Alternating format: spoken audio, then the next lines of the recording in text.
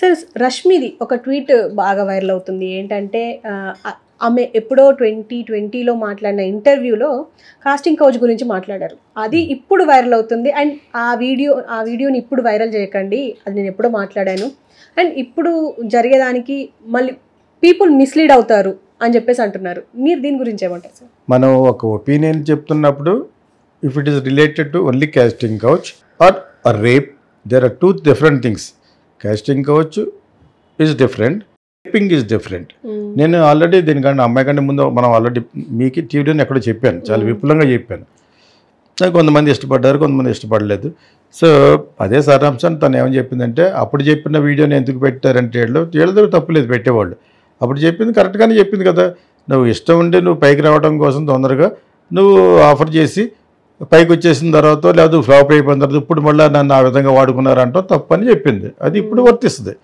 That is related to ఒక అమ్మాయి అబ్బాయికి ఆర్ ఒక ఫిల్మ్ మ్యాన్కి ఒక యాక్ట్రెస్కి మధ్యన జరిగిన ఒక అగ్రిమెంట్ లాగా అనమాట. అది ఇప్పుడు కొంతకాలం పోతే నీకు ఉపయోగం జరగకపోయినా నువ్వు బ్లేమ్ చేయడం కరెక్ట్ కాదనేది సారాంశం మనం చెప్పాలంటే, అంతే కదా. సో అలా కాకుండా నేను బలవంతంగా ఎక్కడికో తీసుకెళ్ళిపోయి లొకేషన్లకి నేను బలవంత పెట్టి ఎంజాయ్ చేయడం అనేది రేపు కదా. ఈ రెండు సెపరేట్ విషయాలు యాక్చువల్గాను. సో నేనేమంటానంటే, జనరల్గా రేపు ఆ అమ్మాయికి ఇష్టం లేకపోతే ఎవరు చేయలేరు అని నా సైంటిఫిక్గా నేను చెప్తున్నాను. అన్లెస్ ఆ అమ్మాయిని గట్టి కొట్టేసి రక్తాలు వచ్చేటట్టు నిర్వీర్యం చేసేసి ఆడు నిజంగా మాన్స్టర్ అలా చేశాడంటని ఇద్దరు ముగ్గురు సహాయంతో ఆ అమ్మాయిని చేసేవాళ్ళు తప్పితే అది దట్ ఈస్ కాల్డ్ రేప్. అందులో 4-5 గ్యాంగ్ రేప్ అంటారు, ఒక్కడు చేయలేడు కాబట్టి ఇష్టం లేకుండా. సో ఇది దిస్ ఈజ్ రిలేటెడ్, అది separate subject. Is something highly criminal attitude, అది వెరీ హైలీ క్రిమినల్ యాక్ట్, అది బార్బేరియన్ యాక్ట్ అంటారు. సో అంత పెద్ద మాట కాస్టింగ్ కౌచ్ వాడలేము. Casting couch is only is talking, you are talking, let us spend some good night అని అన్న తర్వాత నేను మరి ఇంత నేనే ఇలాగా ఐఎమ్ యాక్సెప్టింగ్ కదా, నేను నిజంగా హీరోయిన్కి కన్ఫర్మ్ అయ్యానా లేదా ఆ క్యారెక్టర్ కన్ఫర్మ్ అయ్యానా అందనుకోండి, అయ్యేవో అని చెప్తాడు. అది నేను వాడుకుందాన్ని చేయకపోతే అది అన్యాయం. కాస్టింగ్ కౌచ్ అది కూడాను నువ్వు ఇలా చేస్తేనే అడిగే విధానంలో ఉంటుంది. నేను ఆ క్యారెక్టర్ నీకు డెఫినెట్గా ఇప్పిస్తాను కానీ ఇస్తాను అని డైరెక్టర్ అంటాడు, ఇప్పిస్తాను ఇంకోటి అంటాడు, ఇంకోటి ఎవడో అంటాడు. ఎవరెవరో అవకాశాలు తీసుకుని అయిపోయిన అమ్మాయిలు చాలామంది చూశాను నేను. అసలు ఆడికి సినిమాకి సంబంధం ఉండదు, అయినా వాడేసుకుంటాడు. మీకు అర్థమైందా? సో నా సినిమాకే ఒక ఫైనాన్సర్ వచ్చాడు, ఆడు ఇవ్వలేదు ఫైనాన్స్ ఇచ్చింది ఇంకోడు. వీడు నా దగ్గరికి వచ్చినట్టు రికార్డ్ చేసుకున్నాడు అనమాట. ఆయన దగ్గర మహాడేనని ఒక సినిమా చేస్తున్నప్పుడు ఆడెళ్ళి నాకు ఆ టైంలో ఒక అమ్మాయి కూర్చుని ఉంది అక్కడ ఆఫీస్ మెడ్రాస్లో. దాని తర్వాత ఒక 1 month తర్వాత నేను ఉన్నానా ఈ సినిమాలో అడిగింది యాక్చువల్గా, ఏదో క్యారెక్టర్ చేద్దుగానే అని అన్నా అనమాట.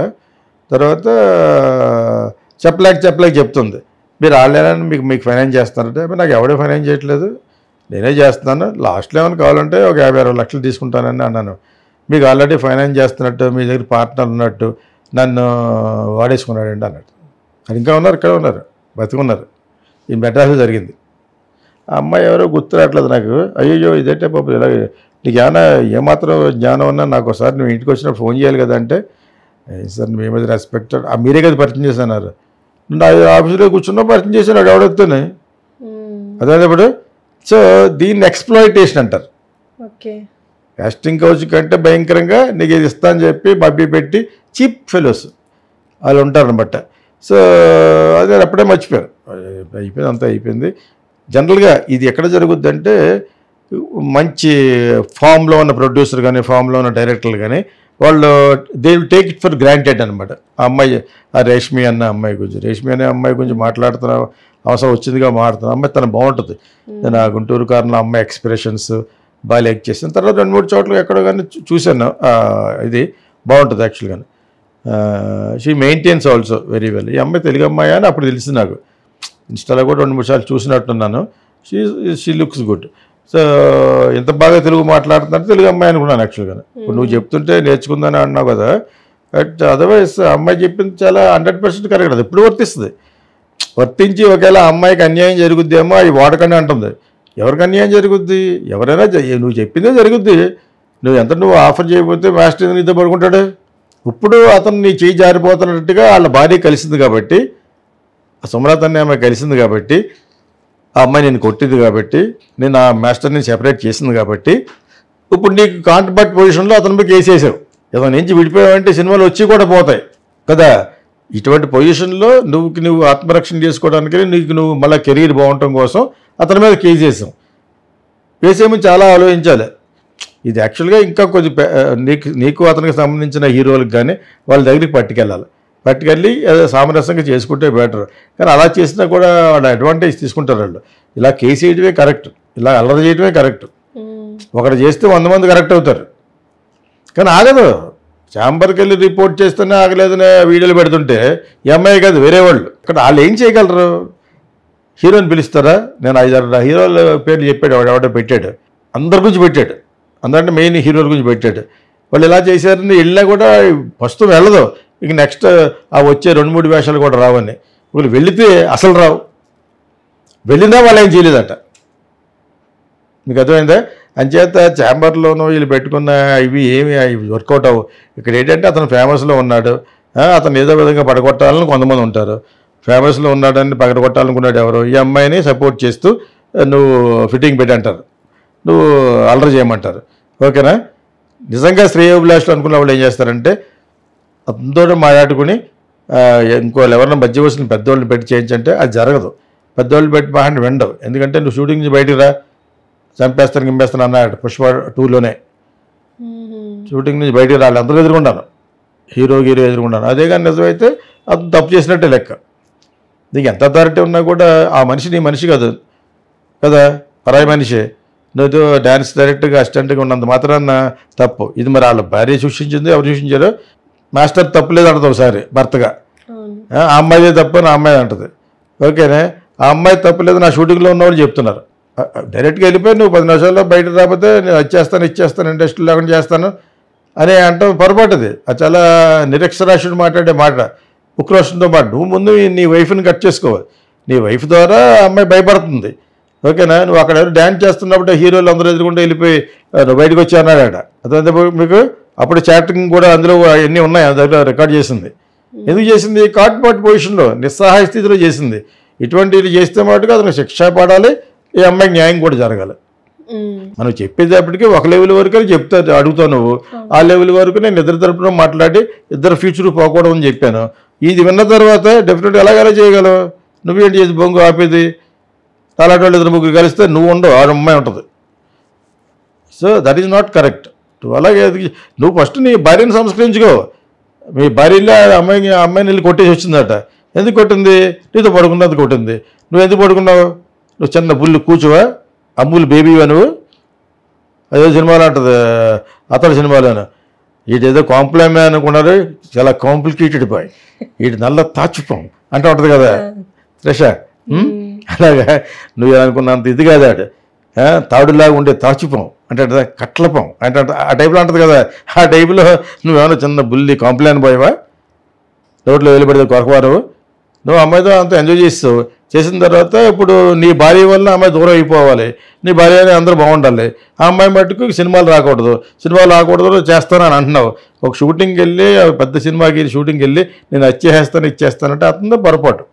అలా అనకూడదు సార్. నీ బతుకు నువ్వు బతుకు ఇంకా అన్నప్పుడు కూడా ఆ అమ్మాయి కేసు వేసింది అనుకో, అప్పుడు ఆ అమ్మాయికి ఎలా చెప్పాలో అలా చెప్పాలి. ఛాంబర్ చెప్పనే, వాళ్ళు యూనియన్ చెప్పనే, ఇద్దరిని పాడు చేసేయడానికి ఎందుకు చూడొద్దు అంటాను నేను. ఏ ఒక్కరిని కూడా ఒక సైడ్కే వెళ్ళిపోకూడదు. ఇంత రాద్ధాంతం జరిగింది, ఎందుకు చేసింది? She seems to be very good dancer. ఆ డ్యాన్స్లో వీళ్ళిద్దరు కలిసి చేస్తున్నప్పుడు బ్రహ్మాండం చేసింది. 2-3 గ్రీన్ ప్యాంట్లో నేను చూశాను అనమాట, చాలా బాగా చేసింది. సో ఆ అమ్మాయి ఇతను ఎక్కడైతే చెడగొడతాడో నా భయంతో కేసు వేయచ్చు. ఎందుకంటే షూటింగ్లోకి వెళ్ళి నువ్వు బయటకు రా అంటే అలాగా నేను అలా ఊరుకోను. అయితే ఇలా బయటికి గంటేస్తున్నానండి, because you're disturbing the shooting first. నువ్వు ఏమైనా గొడవ బయట చూసుకో, పోలీసుకి వెళ్ళండి. అంతేగాని why are you making a big scene create చేయదని బయటకు పోమంటాను. అర్థమైందా? సో ఎవడన్నా రాలే, అక్కడ ఉన్న డైరెక్టర్ కూడా నోరు వాకు లేకుండా ఉండకూడదు. నువ్వు బయటకు వెళ్తే తర్వాత మాడదు, నువ్వు ఆ అమ్మాయి చేస్తుంది కాబట్టి అన్నట్టు అనాలి. ఏం జరిగిందో నేను విన్నదే ఇదంతాను. So plus at the same time అతను కూడా చెడిపోకూడదని అన్నావు అన్ని చోట్లను. అని నీ భార్య పక్కన నుంచి వచ్చి దాన్ని ఇంటికి వెళ్ళి కొట్టేసి అవి చేస్తే ఎలాగ తప్పు కదా. నీకు కొంత పర్యవసానం జరగాలి, దీనికి చేసే అమ్మాయికి న్యాయం జరగాలి. కానీ నీకు పర్యవసానం జరిగిన తర్వాత నిన్ను ఎఫెక్ట్ చేస్తే తనకి ఎఫెక్ట్ చేస్తుంది. కొంతమంది ప్రొడ్యూసర్లు జానీతో గొడవ పడింది అని ఇవ్వరు, అలాగేలాగ ఉంటారు. ప్రొడ్యూసర్లు కూడా లౌకికంగా ఉంటారు. రేపొద్దున మళ్ళీ ఆడు సాంగ్ చేయడమని అమ్మాయికి ఎవరు. మీకు అర్థమైనప్పుడు మీకు అతను చేస్తేనే బాగుంటుందని హీరో అన్నాడు అనుకో, అప్పుడు ఇతను ఈ అమ్మాయిని వదులుకుని ఆ అమ్మాయి చెప్పేస్తారు అనమాట. అలాగే నీ కెరీర్కి దెబ్బ వస్తుంది, అతని కెరీర్కి దెబ్బ వస్తుంది. అతని కెరీర్కి దెబ్బ వస్తుంది ఏంటి, సంపాదించాడు అతను, ఒక లెవెల్కి వెళ్ళిపోయాడు. అంచేత ఇక నీ ఫ్యూచర్ వేసుకోవాలి కాబట్టి నువ్వు మళ్ళా స్క్రాచ్ నుంచి స్టార్ట్ అయ్యి చిన్న సినిమాలకి అలా వేసుకుంటూ కొంతకాలం పోతే అతను మా ఇద్దరికి మిస్అండర్స్టాండింగ్ లేదు, వాళ్ళ వైఫై పెట్టిందని ఏదో ఒక సోషల్ మీడియా ఉంది కాబట్టి ఇమీడియట్గా ఇట్లా ఫైర్ అప్. అది నువ్వు ఆలోచించుకోలేనంత చిన్న వయసేం కాదు అమ్మాయిది. తెలుసా అమ్మాయికి ఇండస్ట్రీలో ఇంతమంది దగ్గర తిరుగుతూ వెళ్తే టక్కా ముక్కలు తినేస్తారు. ఎంతో పాటు వేరే వాళ్ళు అడుగుతారు పడుకోమని. ఇది జరిగేది మామూలు కామన్ ఇది. సో దాన్ని పెద్ద ఇష్యూ కింద చేయకుండా ఉండాలంటే నువ్వు అతను పెళ్ళైనా చేసుకోవాలి, నేను అతని దగ్గర ఇద్దరు లివింగ్లో ఉన్నామని చెప్పాలి. నువ్వు వాళ్ళ ఇంటికి వెళ్ళి అన్నయ్య అని అంటున్నావట. ఆ అమ్మాయి 2 సంవత్సరాలు అయిందో తెలియడానికి, అన్నయ్య కాదు ఇది వేరే లెవెల్లో వెళ్ళిపోతుంది, నువ్వు నా మొగుండు వదిలేయాలి 4 పీకింది ఇంటికి వెళ్ళి. కొన్ని పీకితే అది పెద్ద అన్యాయం అని చెప్పే తల్లి కూడా కాదట్టది. ఆ అమ్మాయి ప్రేరేపిస్తాట, నువ్వు అక్కడికి వెళ్ళు, ఈ ప్రొడ్యూసర్ దగ్గరికి వెళ్ళు, షార్ట్గా డ్రెస్ చేసుకో, ఇవన్నీ ఆవిడ చెప్తుంది, సుమలత చెప్తుంది. సో ఇటువంటివన్నీ మనం జనరల్గా వేరే వాళ్ళకి రాబోయే తరానికి ఉపయోగపడేట్టుగా మాట్లాడాలి. నాలాంటి రెస్పాన్సిబుల్ ఫిల్మ్ మేకర్ అది ఏదో ఒక మన వ్యూవర్షిప్ కోసం కాకుండా ఇది డెఫినెట్గా దీన్ని సామరస్యంగా out of the court settle చేసుకోవాలి. ఆడెవడో చేసుకోలేదు, ఆడెవడ ఏదో చెప్పి తెలుగుదేశం వాడు అలాగే out of the court settle చేసుకుని ఎవరు కూడా వాళ్ళు పడాలి. కానీ ఎవరు కూడా వాళ్ళు పడనేవద్దు, వైఫ్ దగ్గర రానివ్వదు. వస్తే నేనేస్తాను కేసు అంటుంది ఎవరు మొగుడి మీద.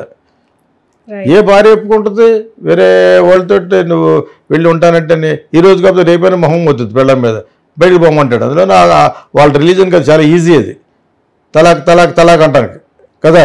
అంచేత ఆ అమ్మాయికి ఉండే సెక్యూరిటీ అమ్మాయి ఇన్సెక్యూరిటీ ఉంటుంది ఆ సుమలత అన్న ఆవిడకి. సో ఆవిడ తరపు కొంచెం మాట్లాడలే, ఈజ్ గాట్ 2 kids వ్యవహారం. ఇతను చిన్నపిల్లోడు ఏం కాదు కదా ఆ అమ్మాయిని డిజర్ట్ చేసేసి అలా చేయడానికి.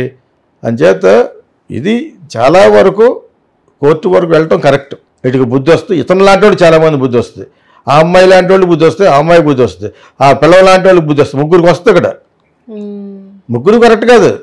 భార్యని ఎందుకు అనలేమంటే భార్య డెఫినెట్గా ఇంకో తన భర్తను ఇంకోటికి అంకితం చేస్తా.